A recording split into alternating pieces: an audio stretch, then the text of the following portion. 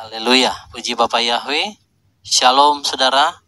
Ya, sekali lagi selamat malam ya Bapak Ibu yang ada di Zoom maupun saudara-saudara yang ada di live streaming ya. Puji Bapak Yahweh. Ya, malam hari ini kita akan melanjutkan tentang pengajaran akhir zaman ya saudara. Karena berapa minggu yang lalu, 1-2 minggu yang lalu mungkin ada sedikit kendala sehingga tidak bisa melanjutkan ya pengajaran akhir zaman. Tapi puji Bapak Yahweh, malam hari ini saudara kita akan kembali melanjutkan pengajaran akhir zaman ini. Dan mungkin kalau saudara baca temanya, lihat temanya ya, saya sudah kasih tentang mengubah hukum dan waktu. Mengubah hukum dan waktu ini tentunya kalau kita yang sudah baca Daftar Elohim pasti tahu. Ya, ini adalah tujuan daripada anti Hamasia. Nah, kita akan belajar Bapak Ibu ya tentang mengubah hukum dan waktu ini. Jadi apa yang anti Hamasia lakukan ya di dalam dia mengubah hukum dan waktu. Ini sesi mungkin cukup panjang, jadi makanya saya bagi saudara ya. Jadi malam hari ini kita tidak akan selesaikan, jadi hanya bagian 1 dulu. Ya, mungkin ada sekitar 2 atau 3 bagian karena materinya cukup panjang. Jadi saya akan fokus malam hari ini tentang mengubah di bagian hukum dulu. Jadi supaya kita memahami apa sebenarnya yang anti Hamasia lakukan, yang banyak orang tidak menyadari hal itu, sehingga banyak hamba-hamba Elohim bahkan gereja orang percaya terjerat di dalam hukum yang telah diubah oleh anti Hamasia. Mungkin saudara akan mendengar ya bagaimana anti Hamasia itu bekerja dengan luar biasa saudara. Karena dia tahu hari-hari terakhir ini adalah hari di mana dia harus segera melakukan hal-hal yang lebih cepat lagi karena waktunya sudah sangat-sangat amat singkat.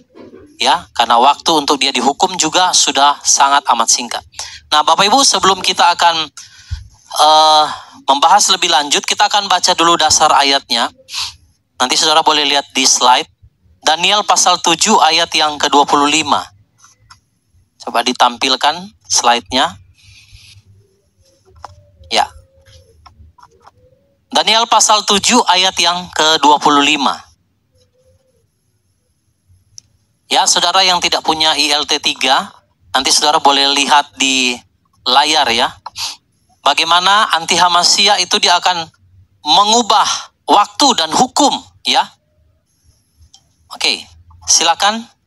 Saya akan dibantu oleh anak saya untuk membacakan ayat ini. Daniel 7 ayat 25. Dan dia akan mengucapkan perkataan yang menentang yang maha tinggi, dan akan membinasakan orang-orang kudus milik yang maha tinggi. Dan dia bermaksud untuk mengubah waktu dan hukum. Mereka akan diserahkan ke dalam tangannya hingga 1 masa dan 2 masa dan setengah masa. Nah, Bapak Ibu, jadi kalau kita baca ayat ini adalah masa di mana anti Hamasia akan berkuasa. Ya, banyak orang tidak menyadari hal ini, saudara.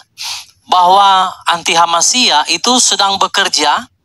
Bahkan ini kan kita ada di akhir tahun dan tanpa orang sadari banyak orang juga merayakan, saudara ya, perayaan-perayaan yang Bapak Yahweh tidak perintahkan. Mengapa bisa demikian? Nah, ada hubungannya juga dengan malam hari ini bagaimana anti Hamasia itu mengubah hukum.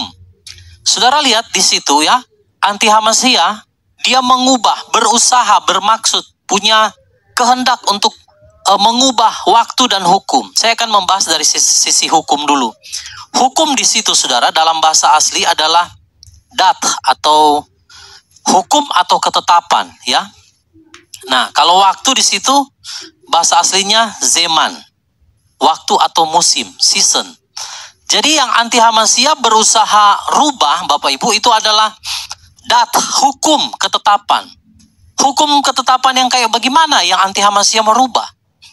Nah, tentunya kalau kita menyadari namanya juga dia anti Hamasia, anti daripada Yeshua Hamasia. Yeshua Hamasia itu memegang hukumnya Bapak Yahweh. Kasihilah Elohimu ya, Shema Israel. Tadi kita sudah ucapkan bersama. Lalu kasih juga sesama kita, karena itu adalah hukum yang tertinggi. Nah, hukum-hukum inilah yang akan diubah oleh anti Hamasia. Sehingga banyak orang tidak menyadari mereka terjebak saudara di dalam satu sistem di mana anti-Hamasiyah itu telah mengubah hukum-hukum Yahweh dengan satu peraturan, dengan satu buatan manusia yang banyak orang tidak sadari hari-hari terakhir ini. Ya, dia bermaksud untuk mengubah waktu dan hukum. Hukum mana yang dia rubah? Ya tentunya hukum-hukumnya Bapa Yahweh, karena Bapa Yahweh itu punya ada yang namanya hukum, ketetapan, undang-undang, saudara. Namanya dalam kerajaan Elohim, kerajaan Samayim, berarti itu ada hukum, ada ketetapan, ada undang-undang yang berusaha untuk dia ubah. Ya, jadi bukan undang-undang atau hukum yang lain. Memang yang lain itu akan menyertai, karena kalau anti-Hamasiyah sudah berkuasa, dia itu akan mengubah semua perundang-undangan dunia. Tetapi yang paling pokok, yang utama, sebelum kemunculannya, yang dia ubah itu adalah hukum-hukumnya Yahweh. Oke, kita akan melihat, saudara ya, di slide berikut. Kalau saudara mendengar hukum dari Bapa Yahweh, ada 10 hukum yang terkenal, betul? Ya, ini tadi ya, hukum dat dalam bahasa Hebrunya, hukum atau ketetapan.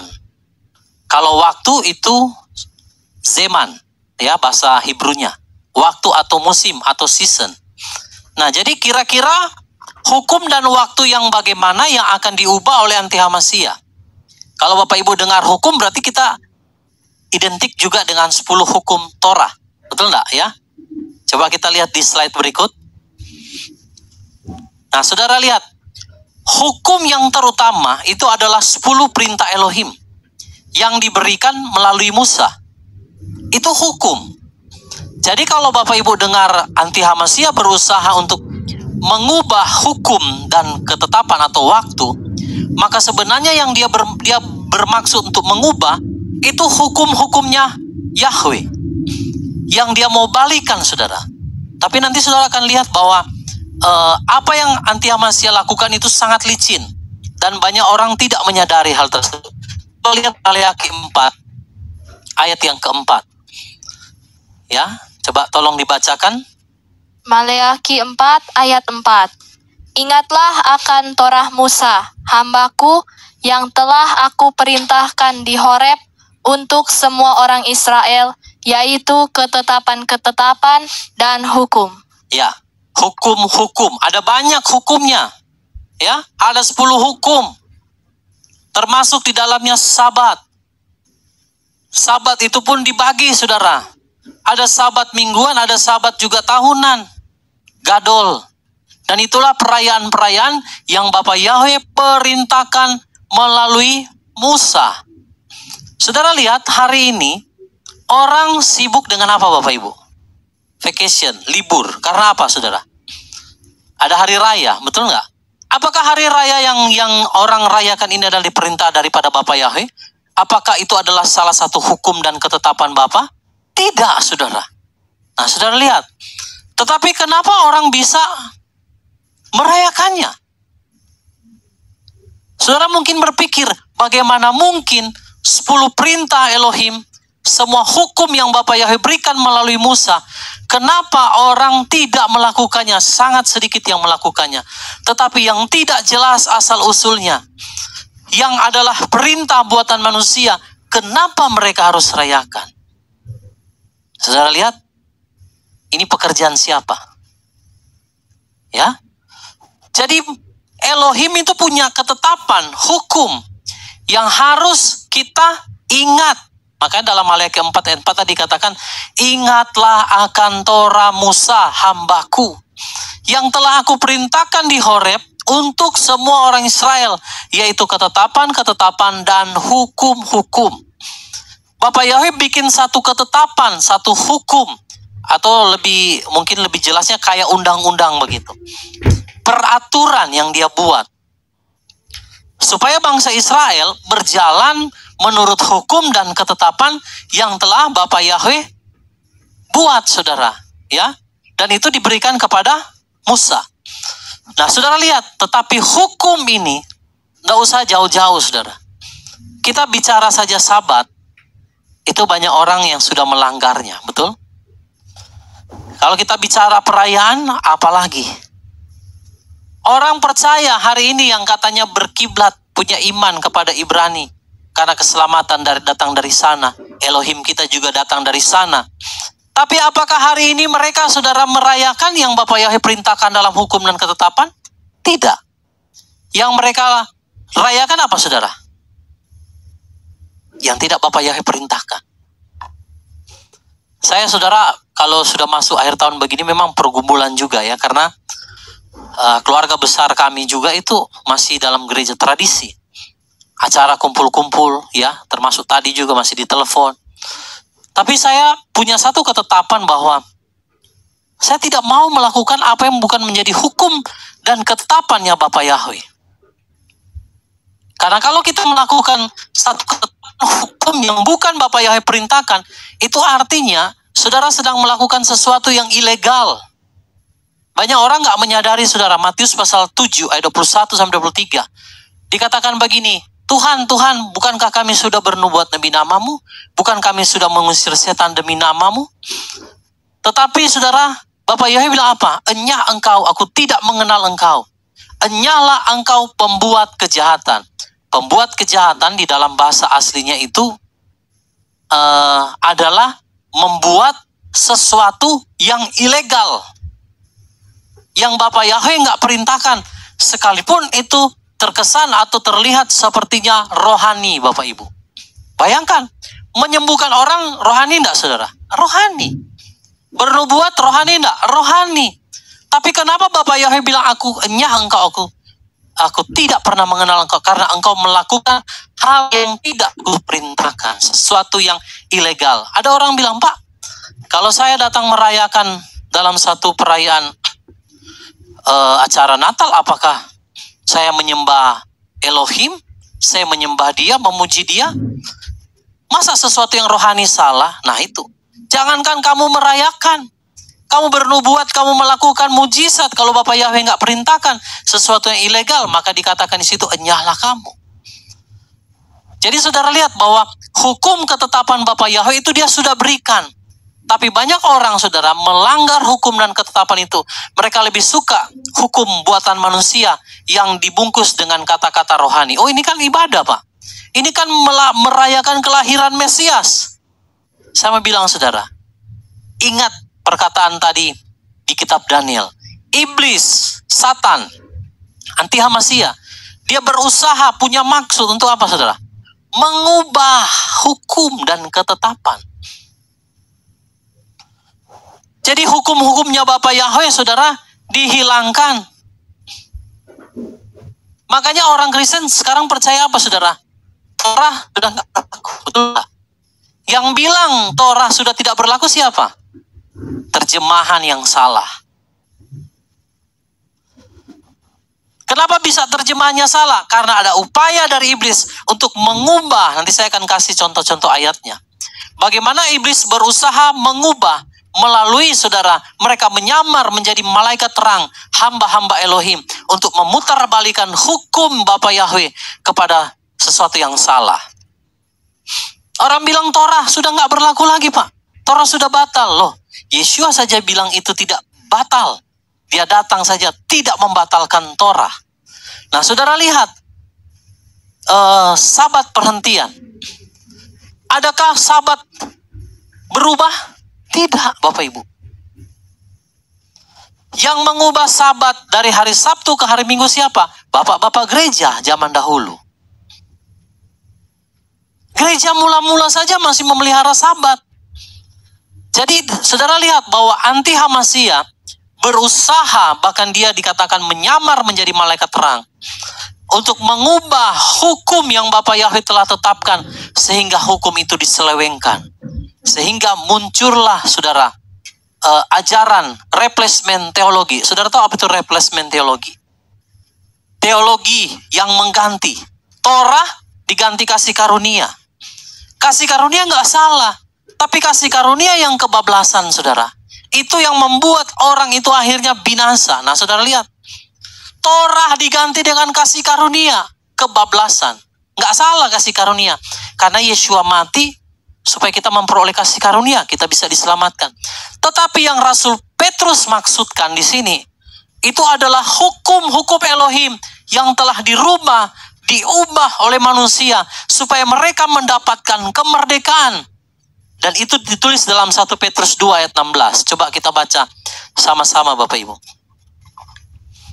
1 Petrus 2 ayat 16. Dan selaku orang-orang merdeka, janganlah seperti orang yang memakai kemerdekaan sebagai tudung kejahatan, melainkan seperti hamba-hamba Elohim. Kenapa Petrus harus berkata, saudara, bahwa selaku orang-orang merdeka, janganlah seperti orang yang memakai kemerdekaan sebagai tudung kejahatan. Nah, inilah yang dimaksudkan dengan replacement teologi. Orang berpikir, wah saya merdeka. Ya benar, kalau Yesus mati, kita merdeka. Kita bukan lagi hamba dosa. Tetapi ingat Bapak Ibu, engkau merdeka dari dosa. Bukan merdeka dari hukumnya Tuhan, hukumnya Elohim. Amin, saudara. Kita merdeka dari dosa, betul. Tapi bukan berarti saudara merdeka dari dosa, lalu saudara bisa menggunakan kebebasanmu untuk sebagai tudung kejahatan, melanggar firman. Nah, ini yang celaka, saudara. Celaka ini. Banyak orang nggak menyadari. Dia pikir, oh Yesus sudah mati. Nggak perlu lagi dong Pak makan makanan, menjaga makanan. Oh Yesus sudah mati. Nggak perlu lagi memelihara sabat. Saudara dimerdekakan menerima kasih karunia. Bukan untuk melanggar firman. Karena firman tidak pernah berubah selama-lamanya. Ini yang salah mengerti Bapak Ibu. Orang berpikir, saudara, Yesus sudah mati. Tidak perlu lagi Torah. Tidak perlu lagi hukum-hukum, perayaan. Kami sudah jadi orang merdeka. Engkau merdeka dari dosa, bukan merdeka dari hukumnya Elohim. Hukumnya Elohim itu tetap berlaku, bahkan dikatakan sampai langit dan bumi ini berlalu. Tidak ada satu titik pun dalam Torah itu yang dihilangkan. Jadi jangan pakai, saudara, ayat-ayat ini untuk membenarkan diri kita, untuk kita bisa melanggar hukum dan ketetapan Torah. Kenapa orang bisa lakukan itu? Karena upaya iblis memutarbalikan kebenaran, sehingga orang berpikir hukumnya Elohim sudah diganti dengan kasih karunia, maka kita bisa melakukan apa saja. Hei saudara, Rasul Petrus katakan, jangan pakai kemerdekaanmu sebagai tudung kejahatan. Kejahatan maksudnya gini, bukan saudara, mungkin saudara nggak berbuat jahat, mungkin saudara tidak membunuh, mungkin saudara tidak berzina. Tetapi yang dimaksud kejahatan, engkau menentang firman Elohim, engkau menentang hukum dan ketetapan Elohim. Saudara lihat, ya, kita ini merdeka dari dosa, tapi bukan merdeka dari hukum. Hukum itu mengikat, karena itu adalah ketetapan, perintah, aturan yang Bapak Yahweh katakan berlaku selama-lamanya. Bukan berarti kita sudah merdeka dari dosa, lalu saudara nggak perlu merayakan 7 hari raya. Tapi yang engkau rayakan justru yang Bapak Yahweh nggak perintahkan. Nah inilah yang Rasul Petrus katakan, jangan pakai tudung kemerdekaan. Ya, jangan pakai kemerdekaan sebagai tudung kejahatan. Banyak orang menggunakan kemerdekaan sebagai tudung kejahatan. Maksudnya mereka melanggar firman. Mereka berkata, oh saya sudah merdeka, saya nggak perlu lagi makan makanan kosher. Yang bilang kamu itu merdeka tidak boleh lagi makan makanan yang Bapak Yahweh atau kamu merdeka terus kamu boleh makan apa saja, itu siapa? Enggak ada yang ngomong begitu, saudara. Yeshua pun tidak pernah bicara seperti itu. Makanya manusia mempergunakan kemerdekaan sebagai tudung mereka untuk menentang Elohim. Makanya dalam Daniel tadi itu, iblis berusaha, dia menentang yang maha tinggi. Dia berusaha untuk mengubah hukum ketetapan. Cara dia mengubahnya gimana? Sangat halus, melalui hamba-hamba Elohim. Ini yang banyak tidak disadari oleh orang, Bapak Ibu. Banyak orang tidak sadar hal ini. Sehingga mereka menentang Elohim, mereka menentang firman-Nya, mereka menentang hukum-hukum dan ketetapan. Karena mereka berpikir, oh saya orang merdeka, saya sudah dibebaskan, Yesus sudah mati bagi saya, maka saya bisa seenaknya. Nah ini saudara, ya. Yang paling ngeri saudara, Sabat itu digantikan dengan Sunday Law. Nanti akan diberlakukan di Amerika itu sudah mulai akan diberlakukan. Saudara lihat bahwa yang berperan di dalam menggantikan hukum ini adalah tentunya nabi palsu. Saya mau bilang terus terang, kalau ada orang yang berkata, kamu orang merdeka, maka kamu bebas melanggar hukum ketetapan Bapa Yahweh, maka sudah dipastikan orang itu adalah nabi palsu. Karena Bapa Yahweh tidak pernah menarik apa yang keluar dari mulutnya. Jadi hukum, ketetapan, undang-undang tidak pernah batal, saudara. Tidak pernah. Yang membuat batal itu adalah replacement teologi. Teologi pengganti yang diciptakan oleh bapak-bapak pendahulu kita. Jangan saudara berpikir bapak-bapak gereja zaman dahulu semuanya kudus. Memang ada yang kudus, tapi ada juga yang dipakai oleh iblis. Untuk apa saudara? Membuat kekacauan. Sehingga muncullah ajaran-ajaran yang tidak sesuai dengan kebenaran firman. Ini bahaya sekali saudara. Ingat bahwa hukum kasih karunia tidak pernah saudara menghapus hukum yang sebelumnya. Hukum kasih karunia tidak menghapus hukum yang pertama. Saudara bisa paham hal itu ya. Artinya gini, waktu Yesua mati, kita dapat kasih karunia, bukan berarti hukum yang pertama itu batal. No, tidak. Tetapi hukum kasih karunia itu melengkapi dari apa yang kurang. Contoh, saudara. Di dalam Torah itu menghapus dosa, itu harus pakai korban apa? Darah hewan.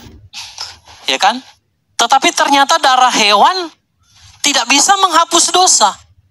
Maka darah anak domba Yesua lah yang bisa menghapus dosa lewat pengorbanannya. Apakah ada yang berubah? Tetap sama. Dua-duanya dikorbankan. Hanya Yesua melengkapi apa yang dari hukum pertama. Bukan menghapus loh saudara. Beda ya. Tetap darahnya ada. Pengorbanan anak domba ada. Sama enggak kayak hukum Torah? Sama. Cuman dibuat lebih sempurna. Dengan darah anak domba sekali untuk selama-lamanya. Saudara lihat. Apakah Yesua mengganti apa yang ada dalam Torah? Tidak sama sekali. Dia hanya menyempurnakan apa yang kurang dari Torah. Jadi dari situ saya dapat satu kesimpulan. Bahwa hukum kasih karunia tidak menghapus hukum yang pertama. Melainkan dia melengkapi apa yang kurang dari yang pertama. Makanya Yesua katakan, aku datang untuk apa? Menggenapi Torah. Yesua tidak bilang begini, aku datang untuk menghapus Torah. Tidak, saudara. Lalu pekerjaan siapa yang melakukan itu? Ya, pekerjaan siapa kira-kira saudara? Ya, di Daniel tadi iblis berusaha mengubah hukumnya Elohim. Jadi saudara jangan berpikir semua hamba Elohim itu murni benar dari Elohim. Ya, ingat saudara, iblis itu juga menggunakan firman. Iblis menggunakan firman untuk membuat manusia melanggar hukum Elohim. Contoh aja saudara ya. Orang dikatakan begini, kamu kan orang merdeka. Firman Elohim katakan begini, janganlah kamu dihakimi menurut hari-hari perayaan, makanan dan lain sebagainya. Jadi sebagai orang yang merdeka, kamu bisa melanggar semua itu. Karena kamu sudah mendapatkan kasih karunia. Nah ini celaka Bapak Ibu. Iblis selalu pakai firman. Dia bilang sama Hawa, kalau kamu makan itu, kamu gak akan mati. Tapi kamu akan jadi sama seperti Elohim. Benar gak perkataan iblis? Ya benar. Adam dan Hawa menjadi sama seperti Elohim. Tahu yang baik dan yang jahat. Iblis tidak berdusta setengahnya. Makanya Bapak Ibu, iblis itu selalu menggunakan firman untuk membuat manusia melanggar hukum-hukum Elohim. Inilah pekerjaan iblis, pekerjaan anti Hamasia di akhir zaman. Dia nggak buat saudara keluar dari firman 100%, tidak. Tapi dia sampaikan kebenaran yang abu-abu, setengah gelap, setengah terang. Iblis bilang, oh kamu orang merdeka, kamu bebas melakukan apa saja. Kamu sudah dapat kasih karunia, kamu gak perlu lakukan apa-apa. Padahal hukum ketetapan Bapa Yahweh itu berlaku selama-lamanya. Kita mendapatkan kasih karunia oleh kematian Yeshua, betul. Tetapi kasih karunia tidak pernah menghapus hukum-hukum sebelumnya. Tidak, saudara. Kasih karunia melengkapi apa yang kurang dari hukum sebelumnya. Contoh yang tadi saya katakan tentang korban hewan, ya. Coba lihat 2 Korintus 11 ayat 14 sampai 15. Tolong dibaca. 2 Korintus 11 ayat 14 sampai 15. 2 Korintus 11 ayat 14 sampai 15. Dan tidak heran karena setan sendiri pun menyamar sebagai malaikat terang. Jadi bukan hal luar biasa jika pelayannya juga menyamar sebagai para pelayan kebenaran. Saudara lihat, setan pun menyamar sebagai apa? Malaikat terang. Jadi kalau saudara melihat ada hamba-hamba Elohim, pelayannya menyamar sebagai para pelayan kebenaran. Kelihatannya rohani, kelihatannya luar biasa, kelihatannya penuh urapan, kelihatannya penuh hikmat. Tapi kalau dia membawa engkau melanggar hukumnya Elohim, berarti dia adalah para pelayan daripada Satan. Saudara, hamba Elohim yang sejati tidak akan pernah membuat saudara melanggar ketetapan hukumnya Elohim. Tidak.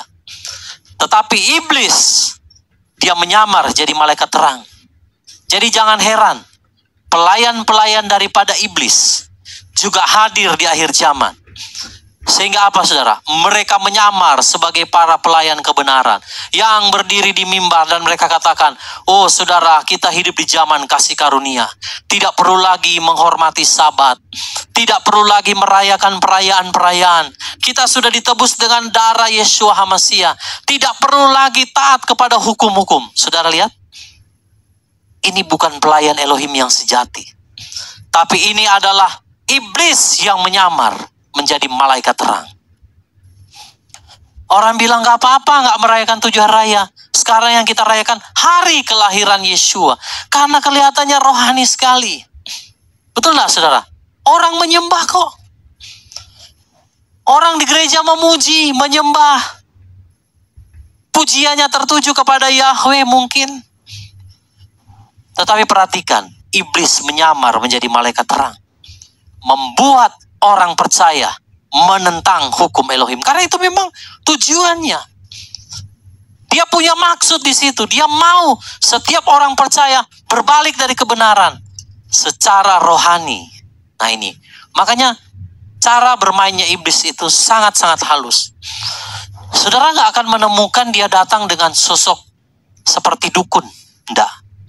Saudara tidak akan menemukan dia datang dengan sosok seperti seorang satanis yang mungkin pengagung Lucifer dan lain sebagainya. Tidak.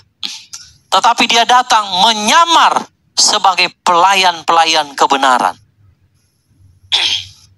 Itu, saudara. Jadi Rasul Paulus sudah menasihati kita. Setan pun menyamar jadi malaikat terang. Tujuannya apa? Untuk mengubah hukum. Makanya jangan heran bapak-bapak zaman dahulu, Paus kenapa bisa merubah ketetapan itu? Tapi mereka pakai dalil sesuatu yang rohani dan bisa diterima oleh akal logika manusia. Sudah lihat, salah satu yang paling kontroversial itu adalah mereka berkata bahwa orang yang punya saudara kayak LGBT begitu tidak boleh dibenci. Memang betul kan kelihatannya. Mereka harus diterima. Betul. Yeshua tidak pernah membuang siapapun. Kelihatannya rohani enggak? Rohani. Karena kasih. Yeshua tidak pernah membedakan orang. Kelihatannya rohani. Tetapi Bapak Ibu lihat, mereka tidak pernah menekankan untuk seseorang bertobat dan menyatakan apa yang dilakukan itu salah. Nah ini yang saya bilang kebenaran setengah benar, setengah salah. Hati-hati Bapak Ibu, setan itu bisa menyamar menjadi pelayan-pelayan kebenaran. Sehingga apa yang disampaikan kepada saudara itu hanya sebagian kecil saja. Kita memang tidak bisa, saudara, menolak orang, mau dia LGBT, mau dia sehancur apapun hidupnya. Tapi penekanannya adalah supaya orang itu bertobat. Bukan berarti kita terima dia, terus kita biarkan dia melakukan dosanya. Nah, iblis melakukan hal itu, saudara. Dengan dalil kasih. Sama.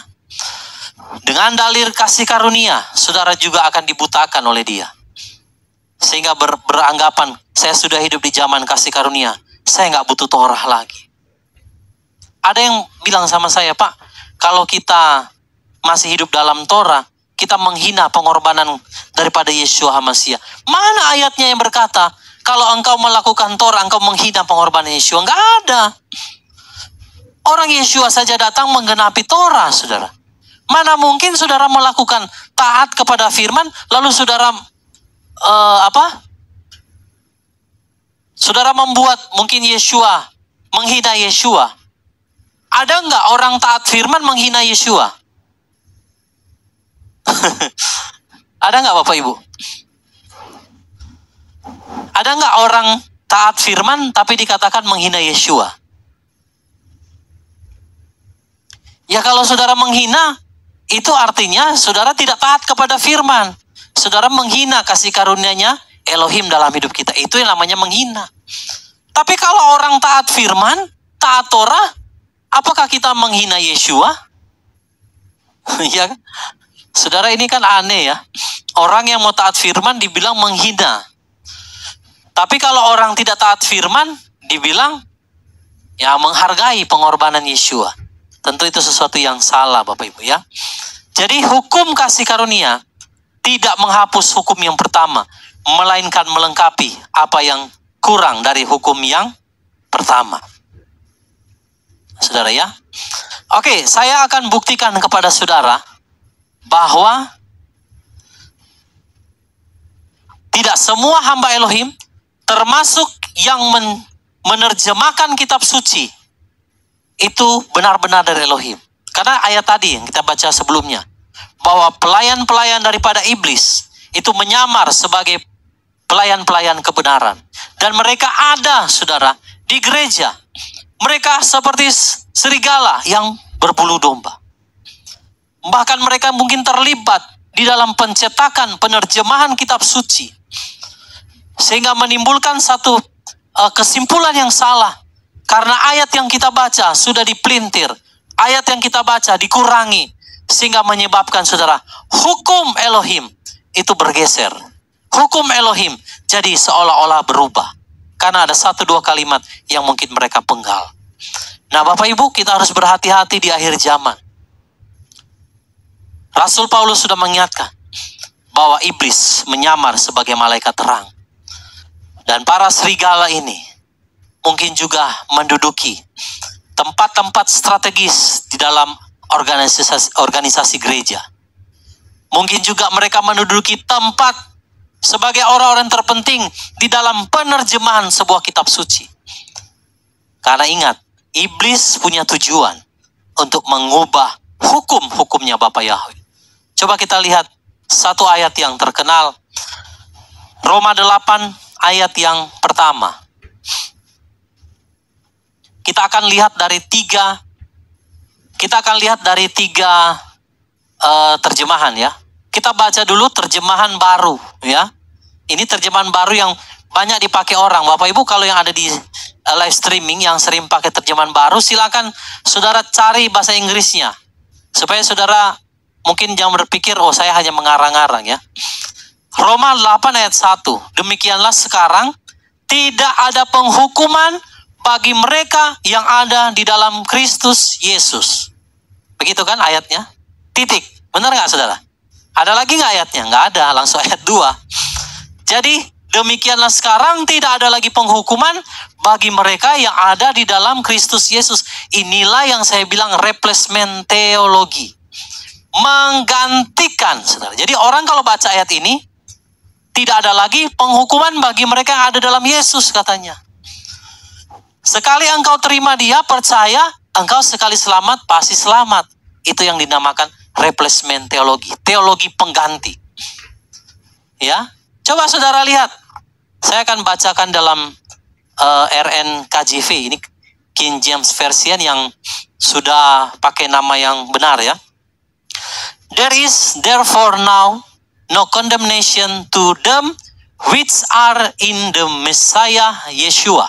Nah, yang saya garis kuning di sini itu yang dihilangkan, yang tidak ada di terjemahan baru.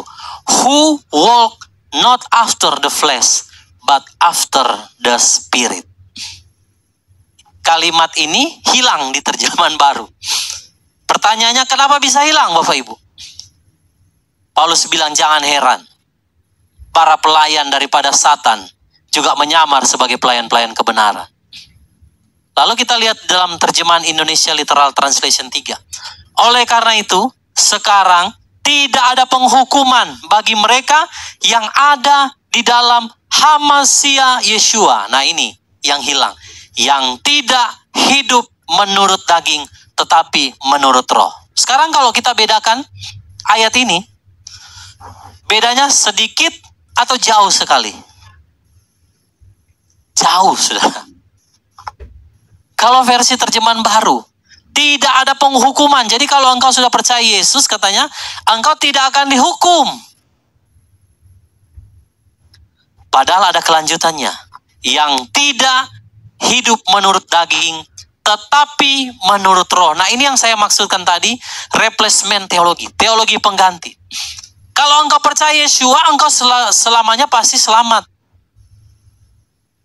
Inilah yang diubah sama iblis. Ini yang diubah sama iblis. Saudara kalau baca Roma 8 ayat 1, seolah-olah begini, nggak ada penghukuman bagi kita. Saudara sekali selamat masih selamat. Nggak perlu lakukan Torah, saudara juga selamat. Nggak perlu hidup dalam kekudusan, saudara juga pasti selamat. Tidak perlu mengerjakan keselamatan, saudara pasti selamat. Itu yang sesuai dengan Roma 8 ayat 1 dalam terjemahan baru. Tetapi kan ternyata ada kelanjutannya. Yang tidak hidup menurut daging, tetapi menurut roh. Sekarang saya bikin sederhana ayatnya. Kalau seseorang hidup menurut daging, kira-kira tetap ada penghukuman nggak?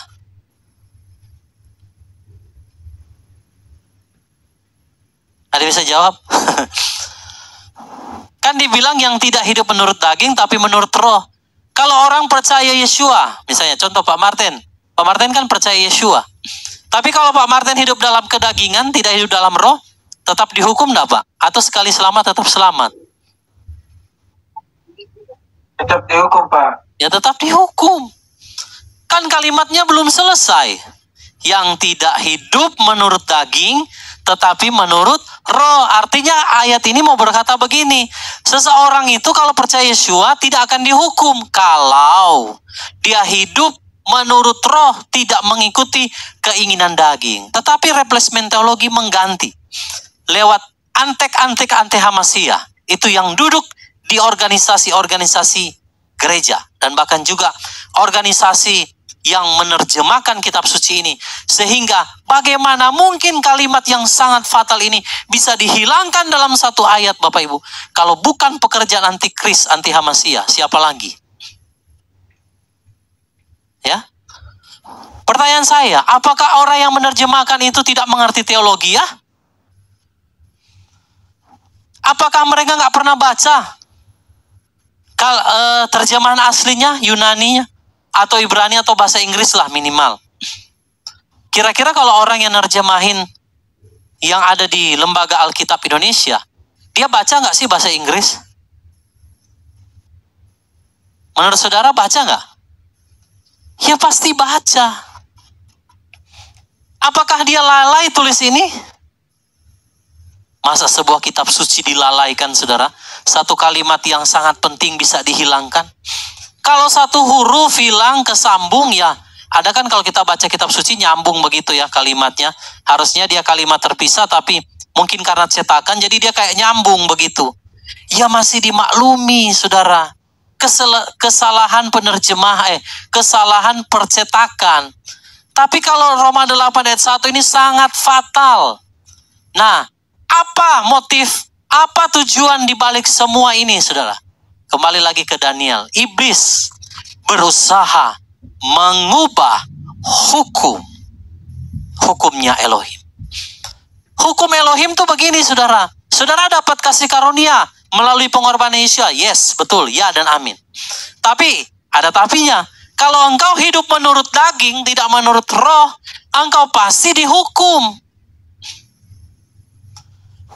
Begitu, saudara ya. Namanya juga hukum. Hukum itu timbal balik, benar nggak? Coba, kayak di Indonesia kan ada hukum. Pasal 365. Kalau orang membunuh, langsung kena pasal 365. Karena ada hukum yang ngatur. Jadi kalau dia melanggar, konsekuensinya apa, saudara? Kalau orang melanggar hukum, di Indonesia apa konsekuensinya? Ya pasti penjara. Ya. Nah, sama, Bapak Yahweh itu punya hukum.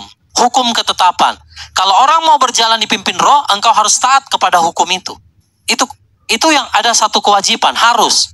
Tapi kalau saudara tidak mau hidup di dalam roh, saudara mengabaikan hukum-hukum itu, lalu saudara menentang, dan saudara melanggar hukum itu, maka konsekuensinya penghukuman itu tetap ada. Itu Roma 8 sebenarnya. Maksudnya kayak begitu.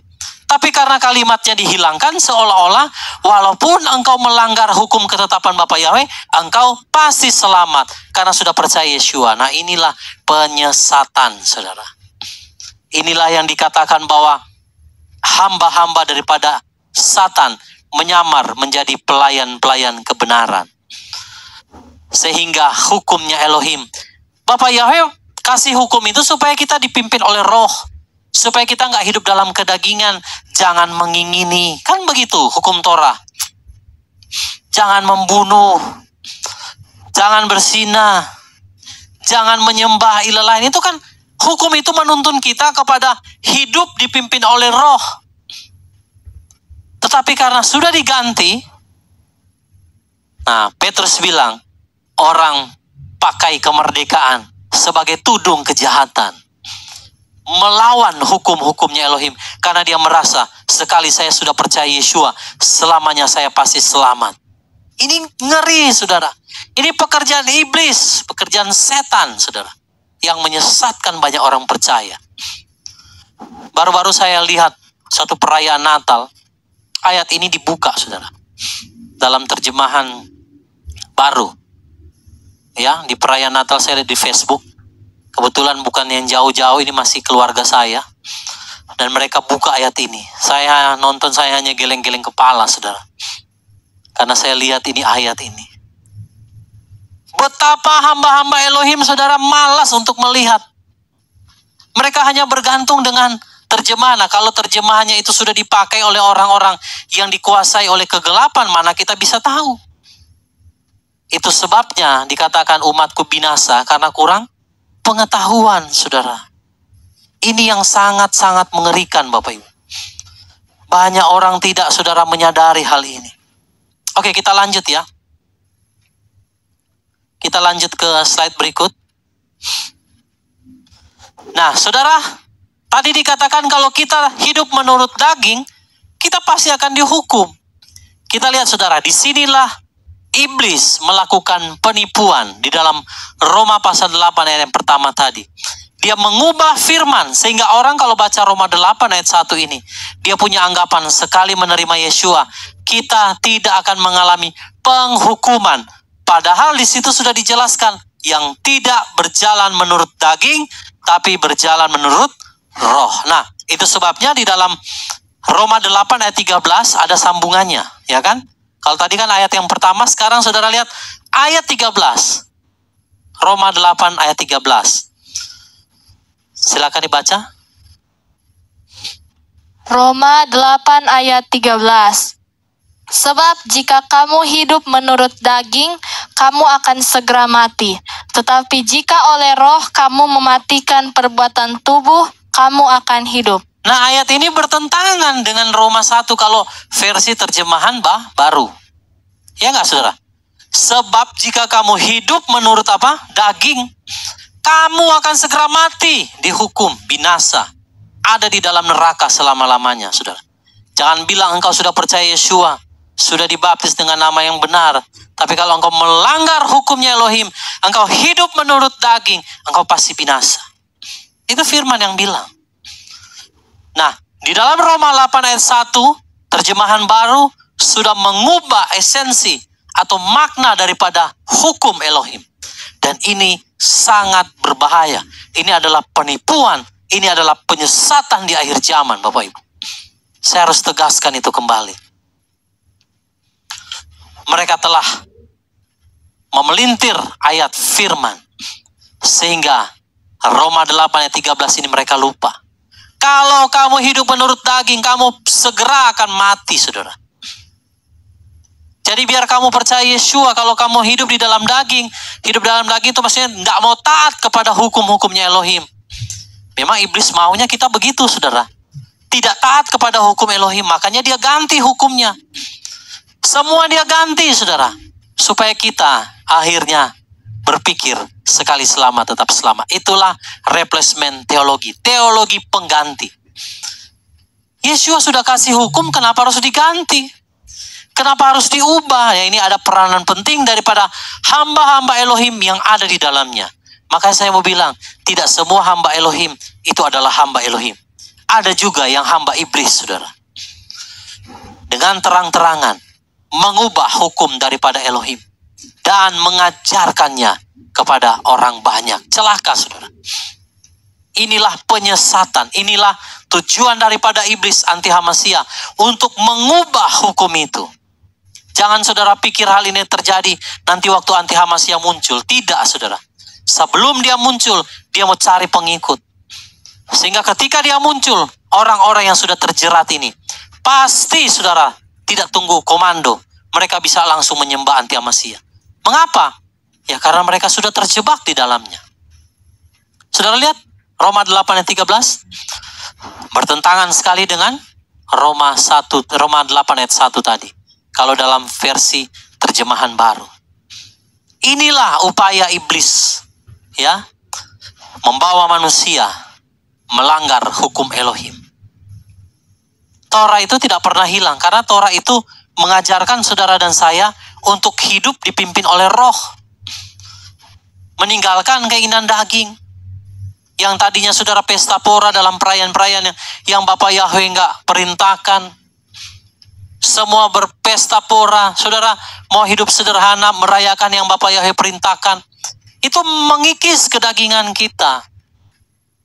Orang bisa, saudara, melakukan hari raya, beli baju baru, beli semua yang mahal-mahal. Di tempat kami, saudara, mau daging babi itu, saudara, 145.000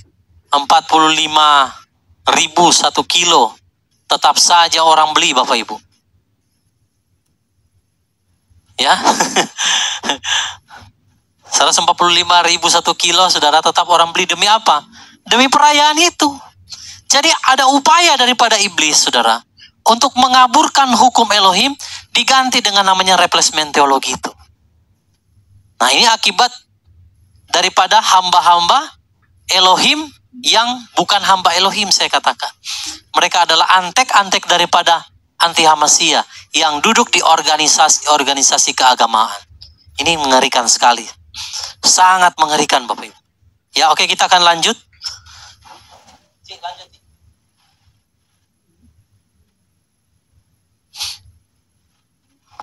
Jadi kalau kita hidup menurut daging, kita pasti akan binasa. Nah, saudara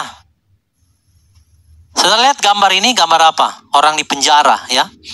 Hukum, ini yang Roh Kudus ajarkan kepada saya. Hukum itu adalah sebuah sistem.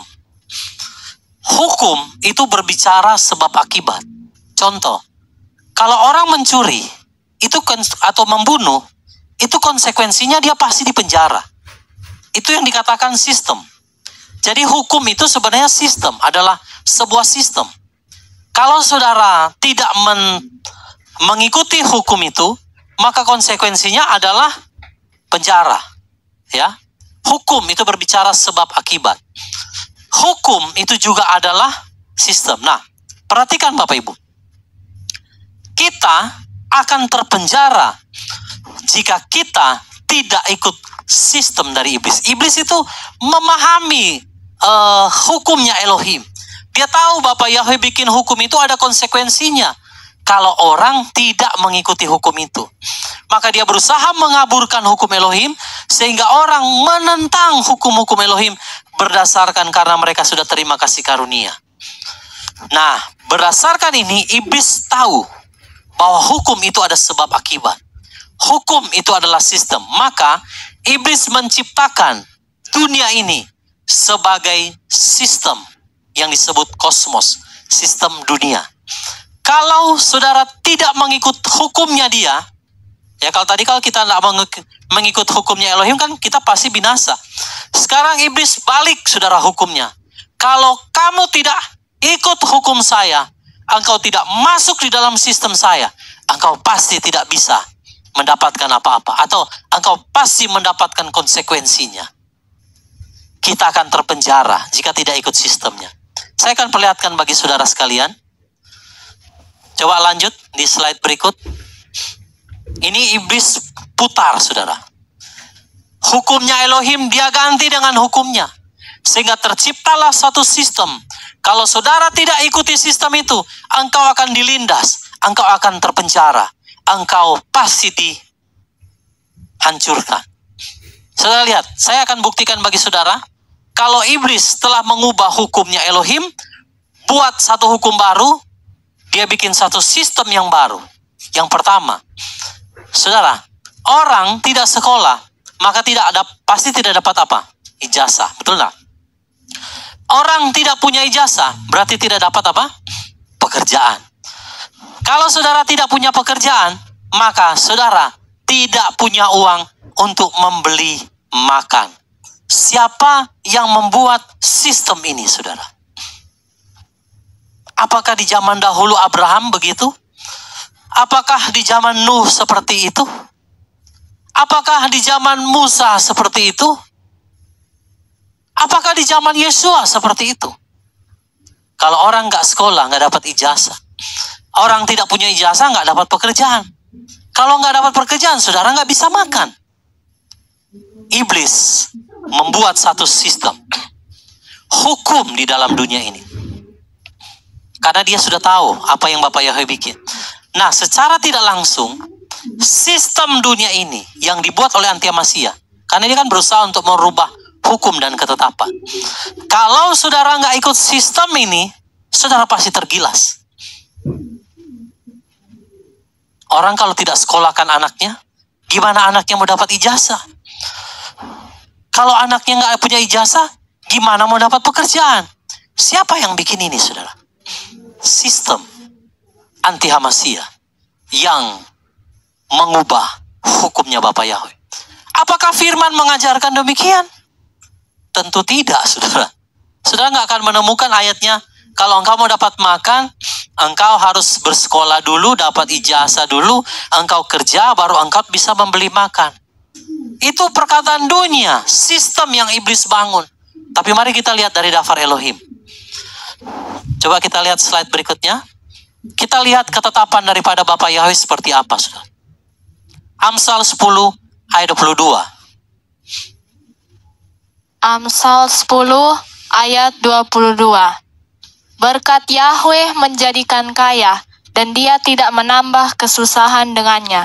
Yang membuatkan kita kaya siapa? Apa karena ijazah? Apa karena pengetahuan dan pendidikan kita? Itu kata dunia, saudara. Makanya iblis menciptakan sistem, orang kalau tidak ikut sistem dia tergelindas, saudara. Padahal Bapa Yahweh bilang apa? Berkat Yahweh yang menjadikan kaya. Dunia bilang kalau kamu mau kaya, kamu harus sekolah, kamu punya pendidikan tinggi. Baru kamu bisa bekerja dengan kerja yang baik, menghasilkan keuangan. Padahal firman katakan apa? Hukum Yahweh bilang apa? Berkat Yahweh yang menjadikan kita kaya, saudara. Dalam terjemahan lain dikatakan susah payah, tidak menambahnya. Engkau mau S1, S2, S3, S-teller, saudara, nggak akan bisa menjadikan kita kaya. Berkat Yahweh yang menjadikan kita kaya. Bukan karena ijazah, bukan karena pendidikan, bukan karena sekolah yang tinggi. Sudah lihat, iblis mengubah sistem yang Bapa Yahweh buat. Satu lagi di dalam Keluaran 23 ayat yang ke-25. Katanya kalau nggak sekolah, nggak punya ijazah, nggak bisa kerja, nggak bisa makan. Tetapi Bapak Yahweh punya hukum lain. Keluaran 23 ayat yang ke-25. Keluaran 23 ayat 25. Dan kamu harus beribadah kepada Yahweh Elohimmu, maka Dia pasti memberkati roti makananmu dan air minumanmu, dan aku pasti menjauhkan penyakit dari antaramu. Nah, saudara lihat, kita dapat roti dan makanan, minuman, dan penyakit dijauhkan dari kita karena apa? Karena kita beribadah kepada Yahweh. Bukan karena kita sekolah, bukan karena kita punya ijazah, bukan karena kita punya pekerjaan yang baik, saudara, menurut ukuran dunia. Saudara lihat, iblis menciptakan satu hukum tandingan, satu sistem yang dia bangun. Kalau saudara nggak masuk ke dalam sistemnya, saudara akan tergelindas, saudara akan tidak terpenjara selamanya. Tetapi kita anak-anak Bapak Yahweh yang mengerti kebenaran, saudara lihat, kita sadar bahwa iblis sedang mengubah hukum-hukumnya Bapak Yahweh dengan sistem yang dia buat.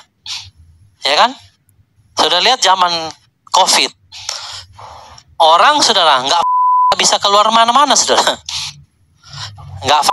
Saudara nggak bisa dapat pekerjaan. Iblis menciptakan satu sistem, membangun satu yang namanya ketakutan, kekhawatiran di dalam hidup setiap manusia, sehingga mereka lupa kepada hukumnya Bapak Yahweh. Padahal Bapak Yahweh memberkati kita dengan makanan, minuman, menjauhkan kita dari sakit penyakit, dengan catatan kalau kita beribadah, tunduk kepada hukum-hukumnya Elohim. Hukum Elohim itu di atas segala-galanya, Bapak Ibu. Saudara nggak bersekolah pun, kalau engkau taat kepada firman, engkau mentaati beribadah dengan segenap hati, engkau pasti pintar. Karena Elohim katakan, permulaan hikmat adalah takut akan Yahweh. Saudara mungkin berkata, ya mungkin gampang Pak kalau mau ngomong. Saudara, anak saya 3, tidak bersekolah. Mereka hanya belajar firman dan mereka belajar sendiri, homeschooling. Tetapi apakah mereka kekurangan hikmat dari anak-anak dunia? Tidak. Kalau saudara berani mengambil keputusan untuk hidup di bawah hukumnya Yahweh, bukan hidup dalam sistem dunia, maka engkau akan melihat ayat-ayat ini digenapi dalam hidup. Saya berani berkata demikian karena saya mengalaminya, Bapak Ibu. Ya, tidak dikatakan kita harus punya ijazah dulu, baru kita bisa kerja, baru bisa punya makanan. Tapi kalau kita mau punya makanan, penyakit dijauhkan dari kita, syaratnya cuma satu, beribadah kepada Yahweh, yaitu taat kepada hukum-hukumnya. Sederhana. Tapi iblis bikin ribet, saudara, ya. Orang masuk SD harus TK dulu. Orang masuk SMP harus tamat SD dulu. Masuk SMA harus tamat SMP dulu. Masuk kuliah harus tamat SMA dulu. Siapa yang menciptakan semua sistem itu? Iblis. Dia berusaha menggantikan hukumnya Bapak Yahweh dengan sistem yang dia buat. Ini mengerikan sekali, saudara. Ya, jadi saya mau Bapak Ibu semua kita bisa menyadari hal ini, bahwa memang ini adalah upaya dari anti Hamasiyah, ya, untuk menggantikan, merubah hukum-hukumnya Bapak Yahweh. Ya, yang dia lakukan adalah kekhawatiran, ketakutan yang dia ciptakan. Sehingga manusia kalau tidak ikut hukumnya, tidak masuk ke dalam sistemnya, maka manusia pasti akan terpenjara. Kalau Bapak Ibu yang mungkin pernah sering mendengar video-video dari Komjen Dharma Porengkun, dia berbicara banyak tentang sistem. Dunia ini adalah sistem. Kita hidup di dalam sistem. Tidak bisa dipungkiri memang kita ada di dalam sistem kosmos, dunia. Sudah di sistem, sudah dipatenkan. Saudara lahir, ya, saudara jadi besar, saudara bekerja, ya, sudah, itu sistem yang sudah ada di dalamnya. Nanti di bagian 2, bagian 3 mungkin saya akan bahas lagi lebih detail mengenai tentang bagaimana iblis berusaha mengubah season, hukum, bukan hukumnya, tapi waktu, ya, waktu, season, ya, waktu-waktu yang Bapak Yahweh tetapkan, termasuk di dalamnya adalah hari raya. Nah, jadi Bapak Ibu lihat bahwa iblis berusaha menciptakan satu sistem supaya orang percaya bisa terjebak di dalamnya. Tapi kalau kita anak-anak Bapak Yahweh, kita berani keluar dari sistem itu, kita pasti dipelihara oleh Bapak Yahweh. Kita nggak perlu ikut sistem dunia. Yang perlu kita lakukan hanya satu, taat, beribadah kepada Dia. Taat kepada hukum-hukumnya. Ini yang iblis mau rubah. Ya, oke, kita lihat lagi di slide berikut. Jadi, saudara sudah tahu ya, kunci kita menerima berkat, kunci kita menerima kekayaan, kunci kita dijauhkan dari sakit penyakit. Bukan kita belajar teknologi kedokteran yang canggih, bukan. Tetapi kita beribadah dengan takut kepada Bapa Yahweh. Itu saja kuncinya. Nah, ini yang iblis mau ubah. Oke, kita lanjut ke slide berikut. Sebelum nanti saya akan berikan kesempatan bagi saudara untuk mungkin mau menanggapi ataupun bertanya ya. Nah, mungkin saudara bertanya, Pak, apakah iblis benar-benar menguasai dunia sehingga dia bisa bangun sistemnya, sehingga dia bisa mengubah hukum-hukum yang Bapa Yahweh telah tetapkan? Saya jawab ya, karena ayat ini. 1 Yohanes 5 ayatnya ke-19. Mari sama-sama kita baca. 1 Yohanes 5 ayat 19.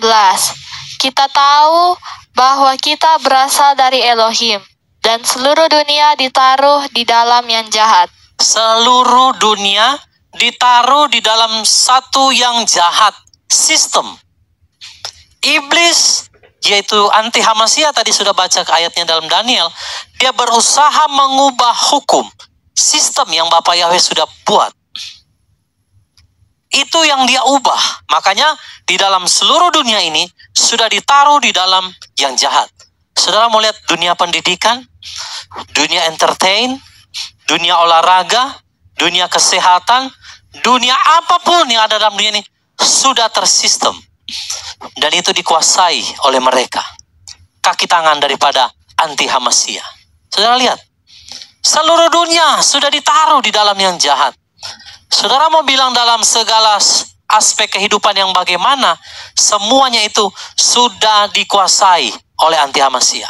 Sistem kesehatan, saudara lihat, sudah dikuasai. Manusia bisa dirubah DNA-nya. Saudara lihat, padahal di dalam DNA itu terdapat nama YHWH, Yahweh. Iblis berusaha untuk rubah hak paten yang Bapa Yahweh taruh di dalam darah kita. Ya, waktu dia ciptakan manusia, dia taruh hak ciptanya, copyright-nya di dalam darah, DNA. Maka dalam DNA kita itu ada huruf Yahweh di dalam. Dan iblis berusaha, mereka sudah temukan ya yang terbaru, yang berbasis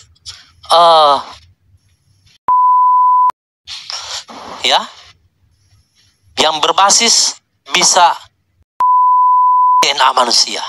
Itu bahaya, saudara. Jadi di dalam kesehatan pun iblis sudah ada dalamnya. Tapi saya nggak heran, karena kalau saudara pernah ikut pengajaran kitab Wahyu, saya pernah membahas tentang parmakia. Parmakia itu dunia obat-obatan, ya, kedokteran, di mana manusia disihir. Orang kalau sakit dia harus konsumsi obat terus. Benar nggak, saudara? Itu kan sistem yang dia buat. Kalau orang nanti sakit, dokter datang bilang, wah, harus cuci darah ini, Pak. Bolak-balik cuci darah.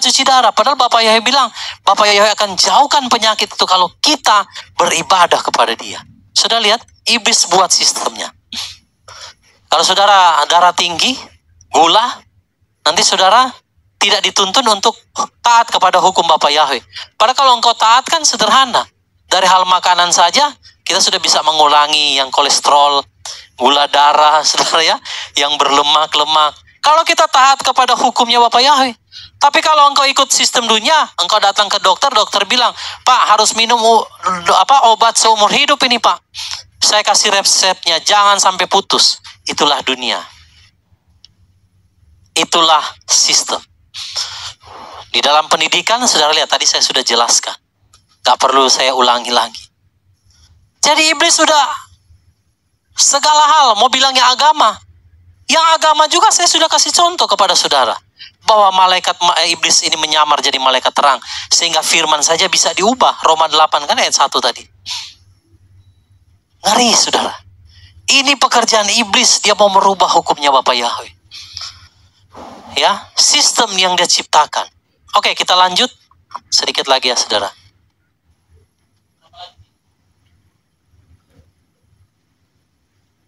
Ya, 1 Yohanes 5:19 tadi ya.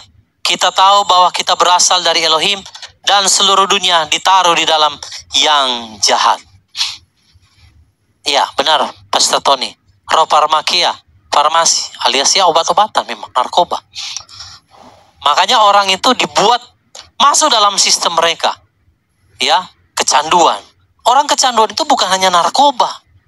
Kecanduan obat-obat, ketergantungan kepada obat, ketergantungan kepada hal-hal yang medis, itu roh parmakia. Saudara harus tahu itu. Maka sebagai hamba-hamba Elohim, saudara tahu rahasianya tadi dalam Keluaran. Kalau engkau mau dijauhkan dari sakit penyakit, cuman satu, saudara. Beribadah kepada Yahweh. Taati hukum-hukumnya, cuman itu. Iblis berusaha bawa kita keluar dari hukum Yahweh, supaya engkau taat kepada hukum yang dia bangun, sistem, dan engkau terjerat di dalamnya. Saudara lihat, luar biasa penyesatan. Dari segi rohani sudah ada. Pendidikan iya. Ya, olahraga iya. Ekonomi apalagi, saudara. Wah, ngeri sekali. Ya. Masih ada lagi? Ya, satu lagi slide terakhir. Jadi saudara harus memahami bahwa kita ini hidup di dalam sistem kosmos dunia yang memang telah disesatkan. Jadi Bapak Ibu, pilihan ada di tangan kita malam hari ini. Apakah engkau mau tunduk kepada hukumnya Bapak Yahweh? Atau engkau mau keluar dan masuk kepada sistem atau hukum yang dibuat oleh Anti-Hamasya? Anti-Hamasya berusaha mengubah hukum dan ketetapan.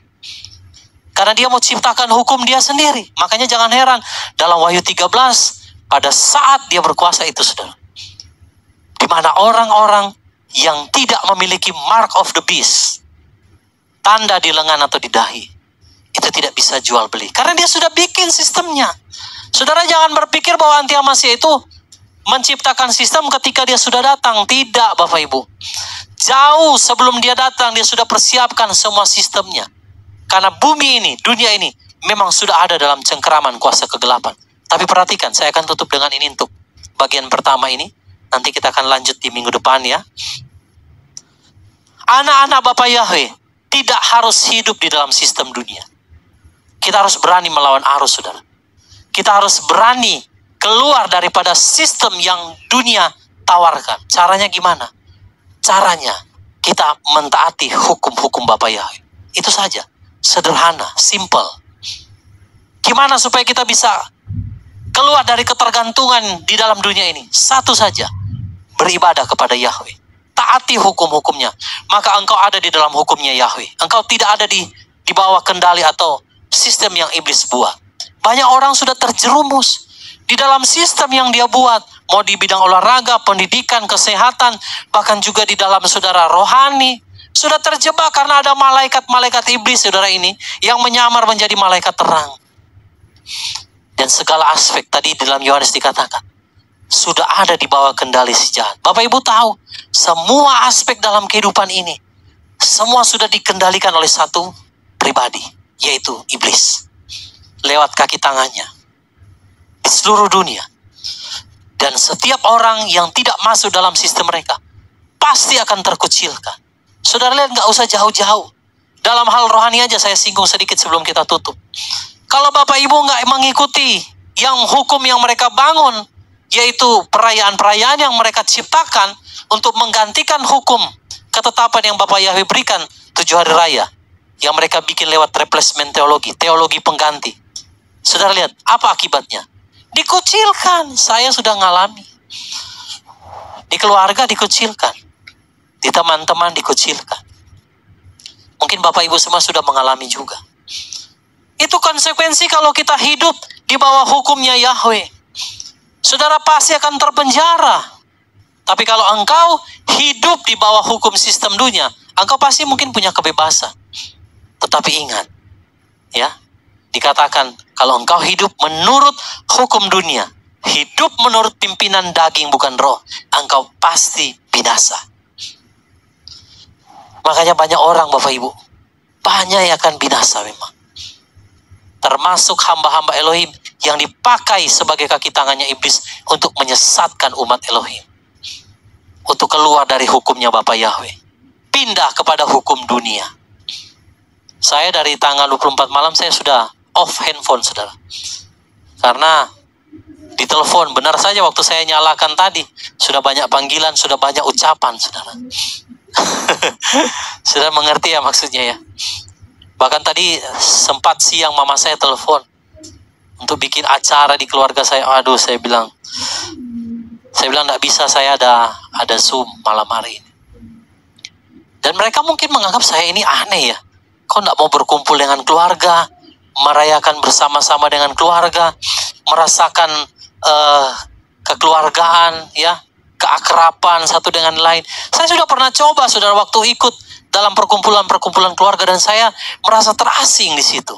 Karena mereka bicara semua hal yang duniawi, nggak connect. Akhirnya saya nggak betah. Berikut saya sudah nggak mau ikut, saudara. Ya, coba kita lihat satu slide ayat terakhir, dan setelah ini kita akan tutup, ya.